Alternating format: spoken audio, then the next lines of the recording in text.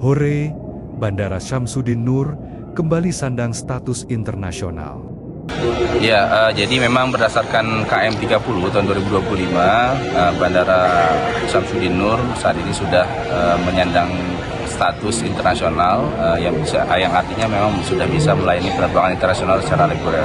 Jadi ini merupakan sebenarnya proses yang rangkaian yang memang kita juga usulkan, dan tentunya ini peran serta dorongan dari pemerintah Provinsi Kalimantan Selatan, dalam hal ini Pak Gubernur, yang memang juga menginginkan, serta tentunya ini keinginan dari masyarakat Kalimantan Selatan untuk bisa bagaimana Bandara Syamsuddin Nur bisa melayani penerbangan internasional secara reguler. Pak, kesiapan untuk status internasionalnya apa? Mungkin masih ada kelengkapan itu Pak, kayak misalnya untuk imigrasi, custom, sama karantina Pak? Ya, jadi proses kelengkapan kaitan dengan pelayanan penerbangan internasional ini memang sebenarnya adalah dilakukan sebelum diputuskan ataupun dikeluarkan SK penetapannya. Jadi memang ini adalah rangkaian dari proses persiapan yang sudah kita lakukan, kemudian juga hal-hal yang lainnya. Ada 3 aspek yang memang kita lakukan persiapan untuk penerbangan internasional ini. Tentunya yang pertama dari sisi proses ya. Di sisi proses ini kita sudah sebenarnya berkolaborasi dan juga berkoordinasi dengan CIQ.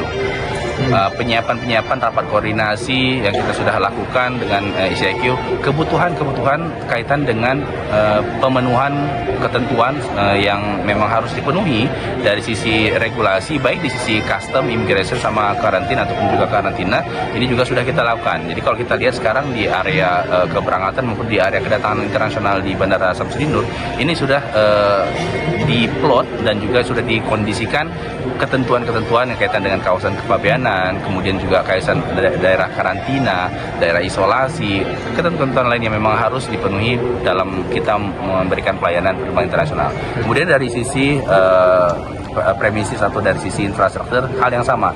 Kita sudah lakukan pembuatan sekat area di area kedatangan internasional, kemudian juga ada beberapa pemenuhan aspek fasilitas yang kita lengkapi, sehingga saat ini sudah juga bisa melayani penerbangan internasional. Dari sisi people yang terakhir adalah tentu harus didukung dari SDM yang memang tersedia dari beberapa instansi tersebut, tentunya sama internal dan juga dari eksternal. Dan satu lagi sebenarnya, Bandara Syamsuddin Nur ini sekarang sebenarnya sudah melayani internasional flight, dalam hal ini haji. Jadi alur yang sekarang dilalui oleh para kru tadi sebenarnya sudah melalui proses internasional yang secara ketentuannya yang sudah berlaku.